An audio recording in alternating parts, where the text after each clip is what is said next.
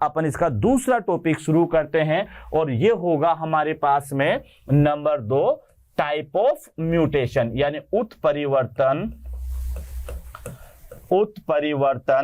के प्रकार, उत्परिवर्तन के प्रकार। तो ये थोड़ा सा याद रखना, यानी यहां पर आपको याद रखना है उत्परिवर्तन के प्रकार, उत्परिवर्तन के प्रकार। तो उत्परिवर्तन के प्रकार, तो बेटे यहां पर ये होंगे 2 प्रकार के, 2 प्रकार। तो 2 प्रकार सबसे पहले आप लिख लीजिएगा कि एक कैपिटल ए जिसको अपन कहेंगे गुणसूत्रीय, गुणसूत्रीय उत्परिवर्तन, गुणसूत्रीय उत्परिवर्तन।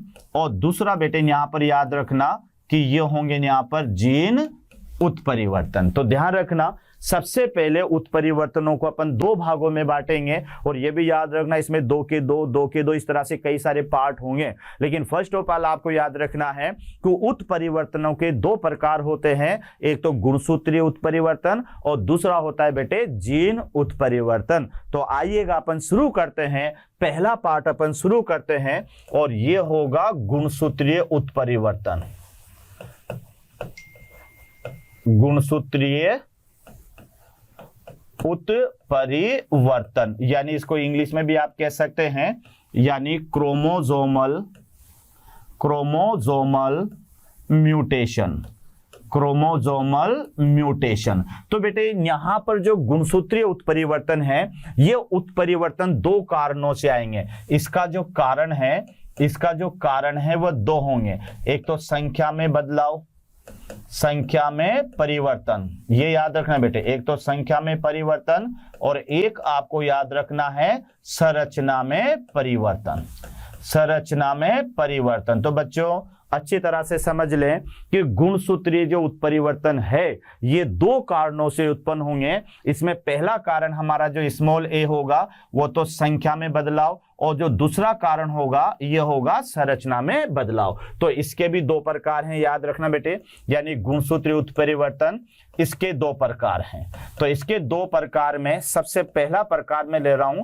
संख्या में परिवर्तन, संख्या में परिवर्तन, संख्या में परिवर्तन। तो याद रखना गुणसूत्रीय उत्परिवर्तन जो है ये बेटे 2 तरह से आएंगे, एक तो संख्या में बदलाव के कारण और दूसरा क्या याद हुआ, संरचना में बदलाव के कारण। तो पहला अपन कौन सा शुरू करेंगे, संख्या में बदलाव के कारण।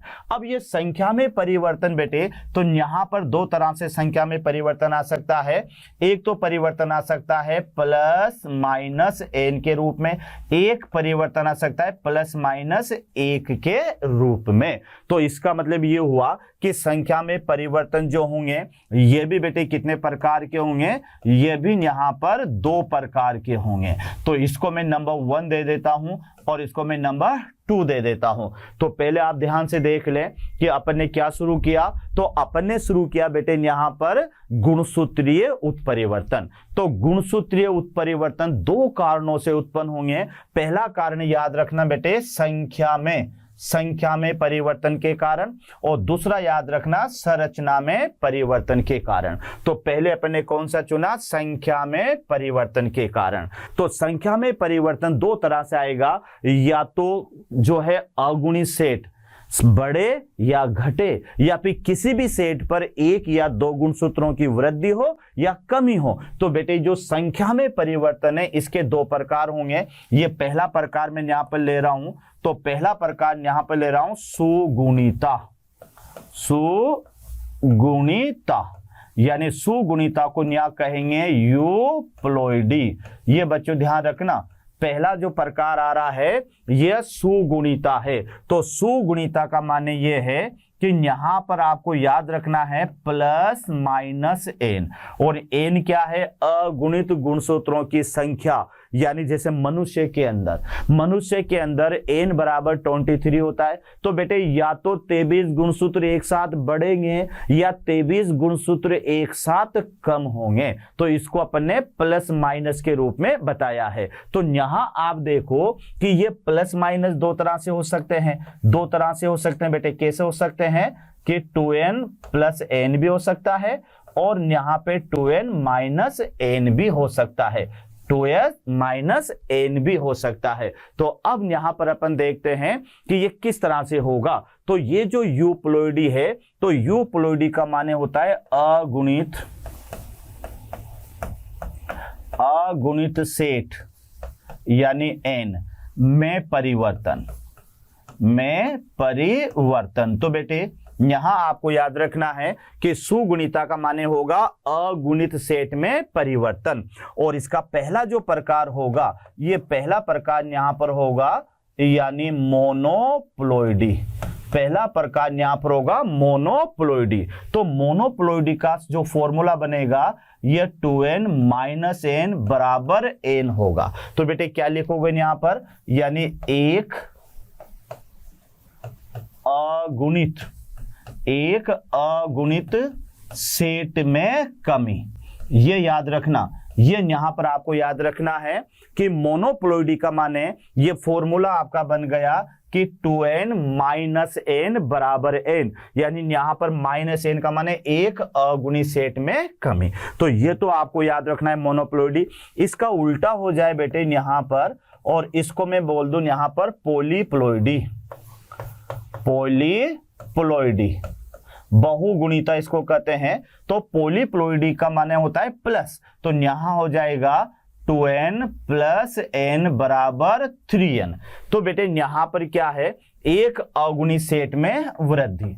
तो यहां पर ये एक अगुणित सेट में वृद्धि, एक अगुणित सेट में वृद्धि। तो यहां 2n भी हो सकता है। यहां बेटे 2n प्लस n बराबर, ये यहां तो बेटे 3n हो जाएगा, और यहां पर 2n तो रहता ही है, और n प्लस n बराबर यहां पर क्या हो जाएगा 4n। ऐसे कितने भी n बढ़ सकते हैं। तो बेटे ये होता है पॉलीप्लॉइडी यानी बहुगुणिता। ये एक गुणिता है और ये है बहुगुणिता, यानी इसको आप याद रख सकते हैं बहुगुणिता। तो बच्चों एक बार और अच्छी तरह से देख ले, कौन सा उत्परिवर्तन पढ़ रहे हो, गुणसूत्रीय उत्परिवर्तन। शुरू में मैंने बता दिया कि गुणसूत्रीय उत्परिवर्तन दो कारणों से होगा, संख्या में परिवर्तन के कारण, और दूसरा याद कर लेना संरचना में परिवर्तन के कारण। अभी जो आप पढ़ रहे हो बच्चों याद रखना संख्या में परिवर्तन। संख्या में परिवर्तन भी दो तरह से आ सकता है, एक तो पूरा का पूरा अगुणित सेट में परिवर्तन आ जाए, अगुणित सेट बढ़े या घटे, या फिर किसी भी सेट पर एक या दो गुणसूत्र बढ़े या घटे। तो बच्चों यही समझ लो कि एक परिवर्तन तो अगुणित सेट के रूप में दिख रहा है और एक परिवर्तन एक या दो गुणसूत्र के रूप में दिख रहा है। तो संख्या में परिवर्तन के भी दो प्रकार हैं, और ये पहला प्रकार आपने यहां पर अभी पढ़ा जिसका नाम है सुगुणिता। तो सुगुणिता में आपने याद कर लिया कि बेटे यहां पर जो बदलाव आएगा वो अगुणित सेट में आएगा। अब दो ही तरह से तो बदलाव आता है यार, कि एक बार तो या तो सेट बढ़ता है या सेट घटता है। बदलाव तो तभी आएगा, या तो कोई चीज बढ़ेगी या कोई चीज घटेगी। तो सबसे पहले इसमें याद रखना मोनो। तो मोनो का माने हमेशा माइनस से याद करना बेटे आप। तो मोनोप्लॉइडी जिसके अंदर 2n माइनस n, यानी यहां पर आपको ये देखिएगा हर जंतु के अंदर द्विगुणित अवस्था तो 2n ही होते बेटे। तो यहां पर 2n माइनस n बराबर n, ये इसका फॉर्मूला बन गया मोनोप्लॉइडी का। और इससे आपको क्या याद हो गया कि इसमें एक अगुणित सेट की क्या हो गई बेटे, कमी हो गई। तो मैंने यहां लिख दिया एक अगुणित सेट में कमी। इसका उल्टा कर दो पॉलीप्लॉइडी। तो अब अपने क्या किया, 2n प्लस n कर दिया, तो बराबर तो 3n हो जाएगा, है ना। तो यहां पर एक या अधिक, ये ध्यान रखना कि यहां एक और या अधिक, ये ध्यान रखना एक या फिर इसमें अधिक अगुणित सेट में वृद्धि होगी। अगर एक सेट में वृद्धि होती है तो 2n तो पहले से ही बेटे n लगा तो 3n ट्रिप्लॉइड हो गया। 2n पहले से ही, फिर एक और दो अगुणित सेट में वृद्धि तो n और 2n तो 4n हो गया। तीन अगुणित सेट में वृद्धि होगी तो 5 यानी पेंटाप्लॉइड हो जाएगा। तो इस तरह से बच्चों ये तो हमारे पास में है सुगुणिता। तो सुगुणिता में याद रखना किसके रूप में परिवर्तन आया, अगुणित सेट के रूप में। अब दूसरे नंबर पर चलते हैं अपन, दूसरे नंबर पर यहां पर लेते हैं। तो दूसरे नंबर पर जो होगा बेटे, यहां पर दूसरे नंबर पर जो होगा ओके, तो यहाँ बेटे यहाँ हमारे पास में आएगा दूसरा, और दूसरा होगा यहाँ पर एन्यूप्लॉइडी। एन्यूप्लॉइडी यानी इसको आप हिंदी में याद रखेंगे असुगुणिता, यानी दूसरा क्या होगा असुगुणिता। असुगुणिता, तो असुगुणिता का माने ये होगा बच्चों कि यहां पर आपको प्लस माइनस एक याद रखना पड़ेगा। यानी पहले तो प्लस माइनस क्या था एन, यानी एक साथ या तो 23 गुणसूत्र बढ़ेंगे या एक साथ 23 गुणसूत्र कम होंगे। यहां पर किसी भी सेट पर एक गुणसूत्र की कमी या अधिकता, तो यहां इसका मतलब आप लिख लीजिएगा किसी भी सेट पर एक या दो गुणसूत्र की कमी, एक या दो गुणसूत्र की कमी, या फिर इसे आप बोल दोगे अधिकता, कमी या अधिकता। तो यहां पर भी ध्यान रखना, इसको इस तरह से याद रख सकते हैं कि 2n तो होगा ऐसे, या तो बेटे -1 हो जाएगा या फिर 2n में +1 हो जाएगा। तो ये ध्यान रखना कि किसी भी सेट पर तो ये याद रखना, जैसे मान लेते हैं ये हमारे अंदर बेटे ये टोटल डॉट डॉट कितने सेट होते हैं 23 सेट, यानी यहां पर ये 23 सेट है। तो किसी भी सेट पर या तो यहां पर ये एक गुणसूत्र हट जाए या फिर किसी भी सेट पर एक गुणसूत्र बढ़ जाए। तो हटेगा तो इस कंडीशन को तो आप क्या कहोगे 2n-1, और अगर बढ़ेगा तो इस कंडीशन को आप कहोगे 2n+1। तो आइएगा इसके भी दो प्रकार होंगे, यानी यहां पर ध्यान रखिएगा इसके भी दो प्रकार होंगे। तो दो प्रकार में इसका पहला प्रकार जो होगा ये होगा बेटे मोनोसोमी। मोनोसोमी, तो मोनोसोमी का माने होगा यानी 2n-1। अगर मनुष्य है बेटे, ये मनुष्य में पढ़ रहे हैं, तो 2n-1 बराबर यहां पर रह जाएगा 45। अगर मनुष्य है तो यहां पर आप देखिएगा कि मोनोसोमी का माने होगा 2n-1। 2n-1 यानी किसी भी सेट पर एक गुणसूत्र की कमी होगी। और इसका जो एग्जाम्पल है, इसका एग्जाम्पल याद रखना बेटे, वो होता है टर्नर सिंड्रोम।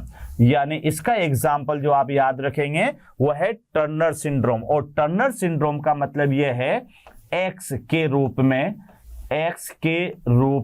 मोनोसोमी, एक्स के रूप में मोनोसोमी, एक्स के रूप में मोनोसोमी। यानी अब देखो यहां पर अपन फीमेल की बात करते हैं, फीमेल, तो फीमेल का नॉर्मल जीनोटाइप क्या होता है बेटे 44 प्लस x और x। अब ये तो इन दोनों को मिलाकर तो क्या होगा 2n। अब -1 करेंगे तो ये 1 किस रूप में आएगा बेटे x के रूप में आएगा। तो इस फीमेल का जो जीनोटाइप होगा वो 44 प्लस x बराबर यहां पर क्या हो जाएगा 45। यानी ऐसी फीमेल में बार बॉडी अनुपस्थित होगी। ये डिटेल आगे बेटे आनुवांशिक विकार में पढ़ेंगे अपन, टर्नर सिंड्रोम क्या होता है या फिर जो है क्लाइनफेल्टर सिंड्रोम क्या होता है, तो सिंड्रोम वही लेंगे। लेकिन यहां आप अच्छी तरह से समझ लें कि दूसरा जो प्रकार है, दूसरा प्रकार इसका जो है वह है एन्यूप्लॉइडी। तो बेटे एन्यूप्लॉइडी में आपको याद रखना है कि यहां पर जो बदलाव आएगा, यहां पर जो कमी या अधिकता होगी वह एक या दो गुणसूत्रों के रूप में होगी और किसी भी सेट पर हो जाएगी। जैसे मनुष्य के अंदर 23 सेट होता है ना, 1 से लेकर 23। तो मान लो पहले सेट पर ये पहला सेट है और ये मान लेते हैं दूसरा है, ये मान लेते हैं ये तीसरा है, ये चौथा है, ऐसे टोटल यहां पर 23 सेट होंगे। तो पहले सेट पर अगर एक गुणसूत्र हट जाता है तो उसे अपन 2n-1 के रूप में लिखेंगे। और अगर किसी सेट पर एक गुणसूत्र या दो थे ना, अब एक और बढ़ गया तो वहां पर उसको 2n+1 कहेंगे। अब यहां पर अगर बाय द वे किसी सेट पर यहां पर अगर दोनों गुणसूत्र हट जाए तो इसको 2n-2 कहा जाएगा। तो मोनोसोमी के बाद में यानी यहां आप लिख सकते हैं बेटे, तो एक और होगा जिसको नलीसोमी कहेंगे, यानी नलीसोमी। तो नलीसोमी का माने यह होगा कि किसी सेट पर दो गुणसूत्र अनुपस्थित। ये ध्यान रखना, एक साथ दो गुणसूत्र अनुपस्थित। अब देखो कि किसी सेट पर अगर दो गुणसूत्र आएंगे तो यहां पर देखो ये तो पूरा का पूरा सेट ही मतलब खत्म हो जाएगा, तो उस आधार पर ये सेट ही नहीं रहेगा, तो इस आधार पर इसको नली सोमी कहा जाता है। तो इसका फॉर्मूला बनेगा, यानी इसका फॉर्मूला बनेगा बेटे 2n-2 बराबर 44। यानी एक साथ किसी भी सेट पर, जैसे यहां पर आपके पास में ये हमारे पास में सेट है और इस जगह पर नली सोमी आई है, यानी यहां पर बेटे अगर नली सोमी हुआ है तो फिर ये पूरा का पूरा सेट यहां से हट जाएगा। तो ये थोड़ा सा याद रखना। तो ये तो था हमारे पास में नली सोमी। इसी का तीसरा प्रकार जो होगा, ये प्रकार होगा बेटे हमारे पास में यानी ट्राइसोमी। अगला जो प्रकार आ रहा है यह है ट्राइसोमी, और ट्राइसोमी का जो मतलब है किसी सेट पर, यानी इसका फॉर्मूला बनेगा 2n+1 = 47। ये बच्चों याद रखना, कई बार क्वेश्चन आता है कि ट्राइसोमी क्या होती है। तो ट्राइसोमी का मतलब होता है कि किसी भी सेट पर एक गुणसूत्र की अधिकता, और ये सेट कहीं पर भी अधिकता आ सकती है, तो ये ध्यान रखना। अब इसके अपन एग्जांपल लेते हैं। तो पहले एक बार अच्छी तरह से आप देख ले कि यहां क्या हुआ बेटे, कि ये जो यहां पर था हमारे पास में, ये जो है क्या कहते हैं, ये 3 प्रकार है। यानी यहां आप देखेंगे तो ये 3 प्रकार है, 2 के बजाय यहां पर अपन लिख देते हैं यानी 3 प्रकार। 2 की बजाय बेटे यहां पर आप लिखेंगे 3, यानी ये 3 प्रकार की होती है। तो पहले क्या लिखोगे, मोनोसोमी। तो मोनोसोमी का फॉर्मूला है 2n-1। तो 2n-1 का मतलब ये है कि किसी भी सेट पर एक गुणसूत्र की अधिकता, एक गुणसूत्र की अधिकता, तो इसको तो अपन क्या बोलेंगे, यानी बोलेंगे बेटे मोनोसोमी। तो इसका फॉर्मूला 2n-1 आएगा, और इसका एग्जांपल टर्नर सिंड्रोम है, जो किस रूप में ट्राइसोमी बताओगे, एक्स के रूप में। दूसरा इसमें नलीसोमी आता है बेटे। तो नलीसोमी का माने होता है किसी सेट पर दो गुणसूत्र की अनुपस्थिति, यानी यहां पर किसी भी सेट पर एक साथ 2 गुणसूत्र कम होंगे, तो जो एक साथ 2 गुणसूत्र कम होंगे वो सेट पूरा का पूरा जो है हट जाएगा, तो ये नलीसोमी। और दूसरा इसका है ट्राइसोमी। तो ट्राइसोमी का फॉर्मूला है बेटे 2n+1 = 47। यानी यहां क्या याद करोगे, किसी सेट पर, इसका मतलब क्या होगा, किसी सेट पर एक गुणसूत्र की अधिकता, एक गुणसूत्र की अधिकता, एक गुणसूत्र की अधिकता। तो ये थोड़ा सा याद रखना। यानी ट्राइसोमी का माने होता है किसी सेट पर एक गुणसूत्र की अधिकता। अब इसके उदाहरण अपन लेते हैं, इसके उदाहरण लेते हैं बेटे। अगला इसमें आएगा ट्राइसोमी के एग्जाम्पल अपन ले। हाँ, तो इसमें एग्जाम्पल ऑफ द ट्राइसोमी यानी उदाहरण, ट्राइसोमी के उदाहरण। तो ट्राइसोमी के उदाहरण में आपको याद रखना है, यानी PEDKC बटे यानी 13, 18, 21, X और Y। तो इसका पहला एग्जाम्पल होगा यहां पर पटाउ सिंड्रोम। पटाउ सिंड्रोम, तो पटाउ सिंड्रोम का माने होगा यानी 2n+1 और ब्रैकेट में 13 लिखोगे और बराबर 47। यानी कहां पर ट्राइसोमी हुई, 13वीं जोड़ी पर। तो ये यहां पर याद रखना 13वें सेट पर, 13वें सेट पर ट्राइसोमी, 13वें सेट पर ट्राइसोमी। इसका दूसरा एग्जाम्पल बेटे आपको याद रखना है, वो है यहां पर एडवर्ड सिंड्रोम, एडवर्ड सिंड्रोम। और इसका फॉर्मूला क्या है, यानी 2n+1 और 1 के यहां पर ब्रैकेट में 18 लिखोगे और बराबर यहां पर हो जाएगा 47। यानी कहां पर ट्राइसोमी, 18वें सेट पर, 18वें सेट पर ट्राइसोमी, 18वें सेट पर ट्राइसोमी। तीसरा एग्जाम्पल आपको इसमें याद रखना है और यह है डाउन सिंड्रोम, डाउन सिंड्रोम। और इसका फॉर्मूला है यानी 2n+1 और यह है 21 और = 47। तो यहां आपको क्या याद रखना है, यानी 21वें सेट पर, 21वें सेट पर ट्राइसोमी, 21वें सेट पर ट्राइसोमी। तीसरा चौथा उदाहरण आपको याद रखना है क्लाइनफेल्टर्स सिंड्रोम, क्लाइनफेल्टर्स सिंड्रोम। और इस सिंड्रोम का फॉर्मूला बनेगा यानी 2n+1, लेकिन बेटे क्या होगा x, यानी k के नीचे क्या आ रहा है, देखो ये तो p, ये 18, ये 21, ये x और ये y, तो यहां इक्वल टू तो हो जाएगा 47, यानी यहां आप लिखोगे x के रूप में ट्राइसोमी, x के रूप में ट्राइसोमी।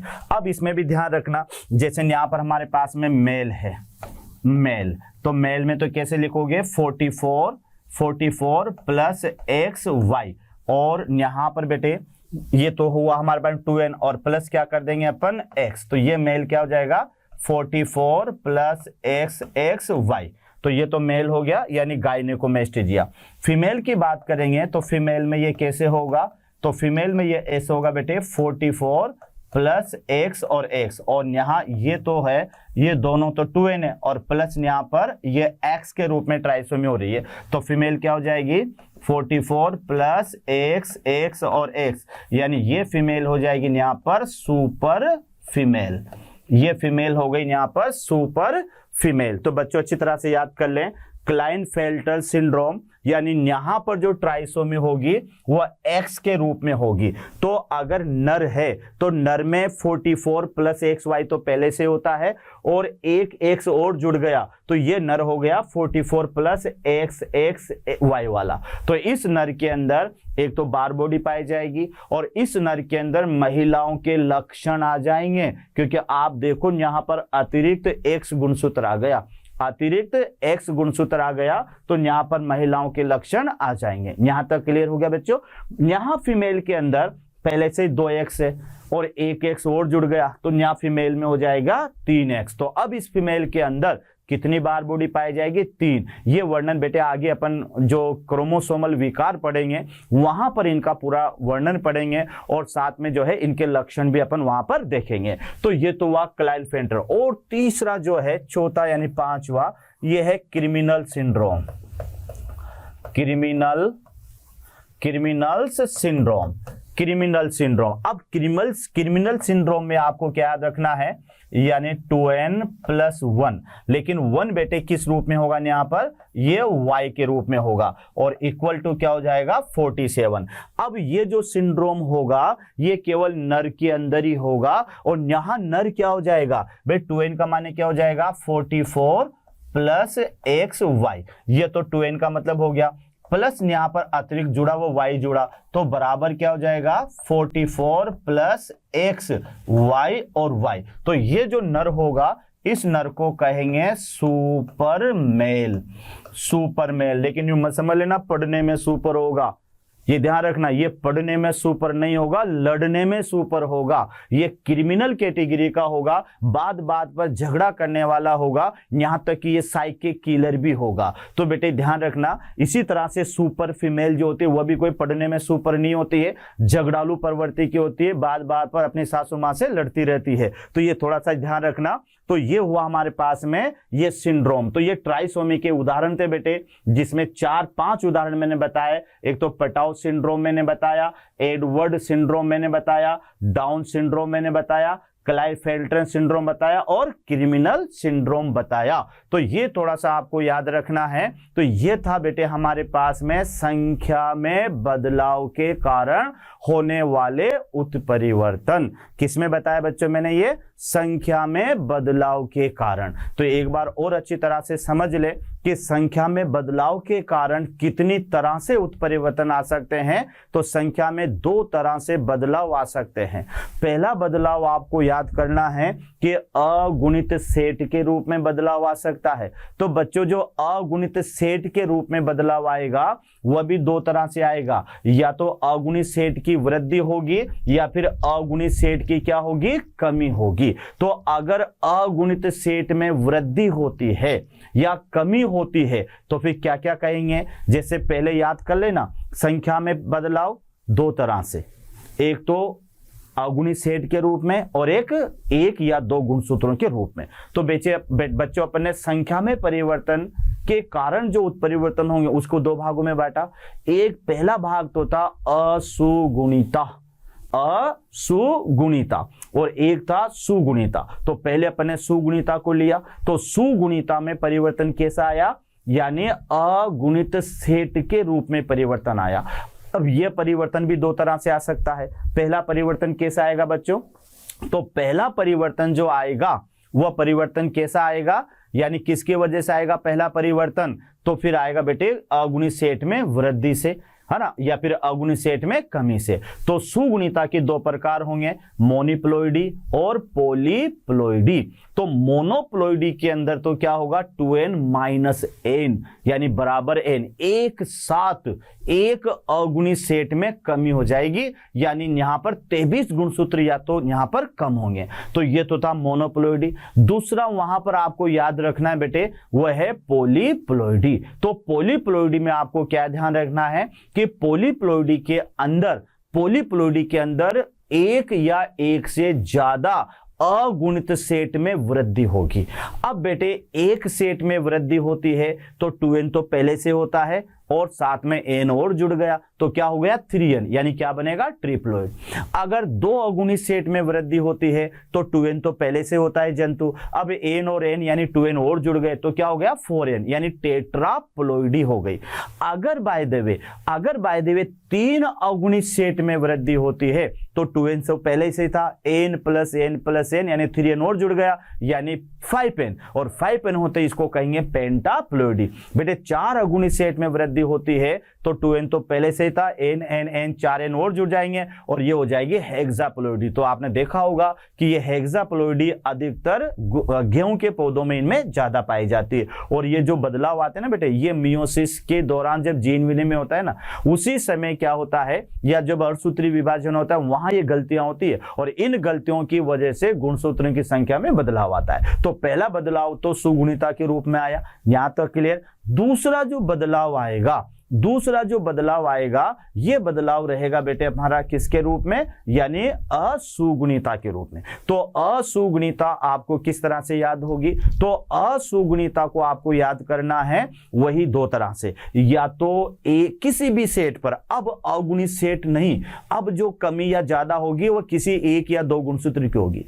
तो अगर किसी भी सेट पर एक गुणसूत्र कम होता है तो क्या लिखोगे 2n माइनस 1 बराबर मनुष्य तो 45। अब ये जो 1 हुआ है ना बेटे, ये किसी भी सेट पर कम हो सकता है, तो इसको क्या कहोगे मोनोसोमी। तो मोनोसोमी का मतलब क्या हुआ, किसी भी सेट पर एक गुणसूत्र की कमी। लेकिन यही कमी अगर बेटे दो गुणसूत्रों की हो जाती है किसी एक सेट पर, ये ध्यान रखना, किसी भी एक सेट पर अगर दो गुणसूत्र उसके एक साथ कम हो जाते हैं 2n माइनस 2, तो फिर इसको आप नलीसोमी कहेंगे। यानी नलीसोमी का माने किसी भी सेट पर मौजूद दो गुणसूत्रों का एक साथ कम हो जाना। उसके बाद में फिर हमारे पास में आए बेटे ट्राइसोमी। तो ट्राइसोमी का माने बढ़ना होता है, यानी किसी भी सेट पर अगर एक गुणसूत्र बढ़ जाता है तो जहां दो थे पहले अब 3 हो जाएंगे, तो इस घटना को ट्राइसोमी कहेंगे। तो ट्राइसोमी के जो एग्जाम्पल हैं वो मैंने आपको यहां पर बताया PEDKC, और इसका फॉर्मूला क्या है 2n + 1